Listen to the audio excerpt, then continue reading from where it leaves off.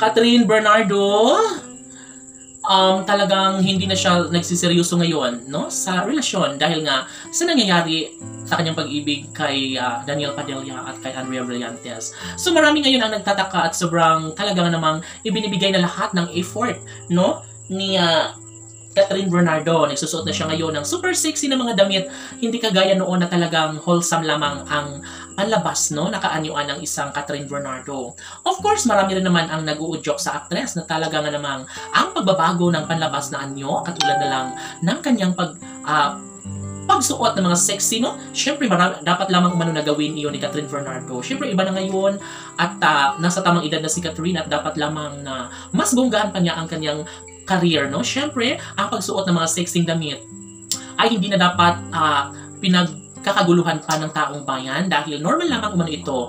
Alam naman natin na sikat si Catherine Bernardo, kaya siguro ngayon ay nanibago lamang ang taong bayan. Sabi nga ni Catherine Bernardo na gagawin niya ang lahat para mas masisiyahan pa ang kanyang milyon-milyon na mga tagahanga. Hindi siya nagbabago nang dahil nasira ang kanyang relasyon ni Daniel Padilla nang dahil kay Andrea Brillantes. Of course, ito naman ay kagustuhan ni Catherine and naniniwala ang taong bayan na magkaroon din ng pagbabago. Siguro ngayon ay magulo pa ang kanilang relasyon, kaya wag na umanong pansinin pa kung ano man ang mga ginagawa ngayon ni Catherine Bernardo. Marami ang nagkokomento na naiintindihan umano nila si Queen Catherine ngayon dahil nga naman, syempre, magaling siya sa isang magulong pagmamahala na talaga nga namang hindi niya inaasahan.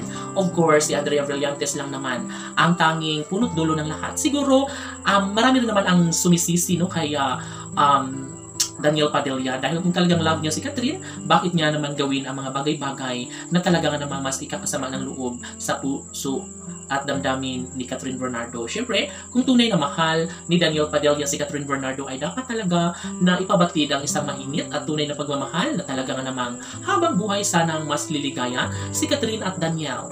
Marami ang nagsasabi na palipas oras lamang umano si Andrea Brillantes kay Daniel Padilla. At syempre, mas nangingibabaw pa rin ang tunay na pagmamahal ni Daniel para kay Catherine at syempre, mabigyan din ng katuparan ng lahat na magkaroon ng isang magandang kahihinat na ng lahat na magkaroon din ng isang eksklusibong panayam sa pagmamahala ni Catherine at Daniel. No, marami ang nagtatanong kung matutuloy pa nga ba ang kasal ni Catherine at Daniel gayong umeeksena ngayon si Andrea Brillantes, no? At nakakapansin din sila na talagang parang love na love ni Daniel Padilla si Andrea Brillantes. So paano na nga ba maibabalik ang tamis sa pagmamahala na pinangarap ni Catherine Bernardo para sa kanyang pinakaminamahal na si Daniel Padilla? Of course, naghihintay at nag-aabang ang lahat, kaya sana'y patunayan ni Catherine at Daniel na sila lamang hanggang sa huli. Laban!